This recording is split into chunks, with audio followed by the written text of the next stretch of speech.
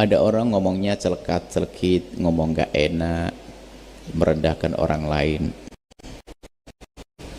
Ini ada yang perlu dicermati dulu begini. Siapa yang direndahkan? Itulah pertanyaannya. Kalau yang direndahkan adalah aku diajak sama dia, aku diolok sama dia, aku direndahkan sama dia. Sah kita mengingatkan dia, sah. Nasihati dia sah-sah saja. Ternyata dia masih saja tetap seperti itu. Lalu bagaimana? Kalau dia tidak bisa tenang, maka kita cukup menjaga hati kita menenangkan diri bahasanya aku tidak seperti yang diomongkan. Kenapa pusing? Bahkan membela diri sendiri juga susah, itu adalah termasuk beban juga dalam diri kita menjadi orang yang gampang tidak terimaan. Direndahkan sedikit seolah kayak kiamat tiba. Bisa saja karena kita menjadi orang yang sombong, padahal dianya ngeceknya nggak seberapa amat, tapi kita seperti waduh dihancurin amat. Berarti yang kotor kita dong. Bahkan bisa jadi dia tidak sengaja mengejek, bahkan bukan mengejek, kitanya sensitif, kitanya gampang tersinggung. Jadi kita cermati dulu apakah betul ngomong begitu kita sudah tersinggung. Ditanya, kamu kemana, lama tidak kelihatan? Ngabsen loh. Lah ini cuma tanya begitu saja, kenapa kita dimarahin ngabsen? Lah ini kan sensitif, ini juga agak benar.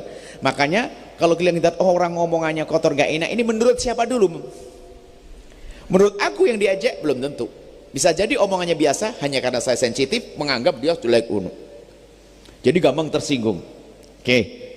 Jadi kalau urusan aku dengan dia mungkin sangat mudah. Kalau memang dia benar ngomong jelek, Imam Ghazali mengajari kalau ada orang ngomongin jelekin kamu, ngerendahin kamu pandang dengan akalmu dulu, tidak pakai hati dulu. Akalmu suruh ngomong, kamu seperti yang diomongin dia atau tidak? Enggak, aku tidak kayak omongan dia. Loh, kalau kamu tidak kayak omongan dia kan sudah enak, kamu tidak kayak dia, terus kenapa pusing kamu? Iya sih. Yang kedua, kalau kamu benar seperti omongan dia, iya sih, benar omongan dia benar. Lah kalau benar ya sudah, kamu marah juga, kamu jelek kayak di omongannya dia. Loh, kata Imam Ghazali, kok enak banget. Nah, begitu menata, pakai akalnya. Kalau memang omongannya benar, ya tinggal berbenah saja, lumayan. Kata Imam Ghazali, kalau ingin berbenah, jika kau tergolong orang yang egois, tidak bisa melihat kekurangan diri, dinasihati teman pun juga nggak bisa, makanya apa nggak berani temennya, maka ketahuilah kalau kamu ingin berbenah, lihat apa kata musuhmu. Wah, ini yang ketiga.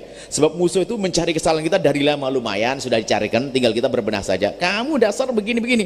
Oh benar juga, alhamdulillah, makasih. Kan gitu saja. Itu kan ilmu bersihkan hati. Sebab ada orang yang mudah emosi, mudah marah, mudah tersinggung.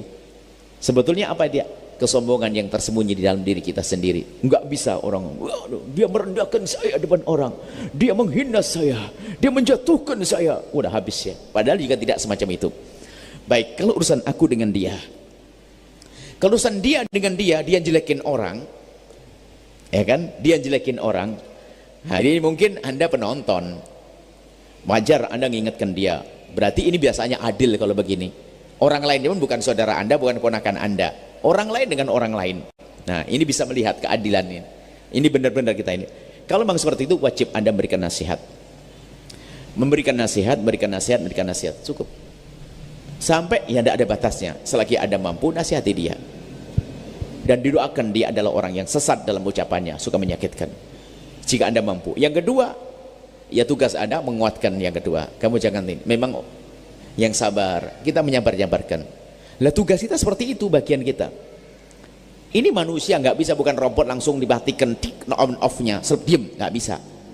Kalau robot kan dia robotnya cimaki, kau dasar gini-gini, diem, selesai. Nggak bisa, dia bukan robot, dia manusia, dia punya emosi. Dan kita juga tidak tahu kenapa kok dia jadi seperti itu. Bisa jadi orang itu telah membuat permasalahan sebelumnya, lalu dia dendam. Berarti dia membuat. Nah ini perhidupan manusia. Maka nanti ada ilmu bagaimana kita menjaga diri kita agar kita tidak terjerumus di dalam kesalahan-kesalahan orang yang kita sebetulnya jauh dari kesalahan itu. Cuman karena emosi kita ingin membela, kita menjadi salah dalam melangkah membelanya. Kita ikut-ikut marah, ikut-ikut emosi. Nah ini nanti dipelajari ilmu namanya ilmu tasawuf tadi. Ilmu tasawuf itu menjadi orang kebal di saat dicaci maki, membela diri oke, tapi tidak pakai marah. Kita dicaci diolok, kita jelaskan, aku tidak seperti itu bang, mohon maaf ini mbak, ini, selesai. Dia nggak pun dengar, ya sudahlah selesai, nggak ada masalah. Dia tetap saudaraku, umat Nabi Muhammad. Tidak boleh jadi awas ya tak balas nanti. Oh nggak begitu. Media teman-teman kan begitu. Kelas ustadz pun masuk begini nih.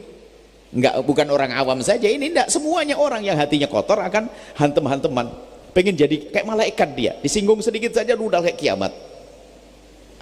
Apalagi dia merasa ustadz, wah ini paling bahaya ustadz. Ustadz kan kayak deket sama Nabi barangkali begitu, sehingga dikritik sedikit saja, wah yang tidak tahu, orang awam ini juga nggak baik juga. Jadi satu-satunya jalan adalah kita berbenah, ilmu membersihkan hati kita, sehingga di saat kita melihat orang melakukan kesalahan, yang ada adalah rasa cinta kasih, sehingga di saat kita mengingatkan dia juga bukan cara merendahkan. Dia merendahkan kita, bisa saja kita mengingatkannya dengan cara merendahkan, kita sama dong dengan dia. Maka kalau ada orang merendahkan kita, mencaci kita, ngolok kita, kita mengingatkan dengan cara istimewa dong, lembut, empat mata, atau surat cinta dan sebagainya. Adapun orang yang direndahkan, kita besarkan hatinya agar dia tabah, tidak punya reaksi negatif. Kurang lebih seperti itu. Dan itulah hidup perjuangan. Selagi masih di dunia, kita mungkin jadi dia, kita menjadi dia lain, kita menjadi diri kita. Mungkin kita menjadi yang mencaci, mungkin dia dicaci, mungkin kita menjadi juru damainya. Nah, tinggal pilih mana yang akan. Maka yang harus kita pilih adalah aku tidak boleh menjadi orang mencaci dan merendahkan. Oke, yang kedua, di saat aku dicaci dan diolok, aku harus menjadi orang yang tabah. Di saat ada orang mencaci mengolok, saya akan menjadi juru damai di antara keduanya. Itulah yang harus Anda lakukan. Selesai. Allah alam bisawab.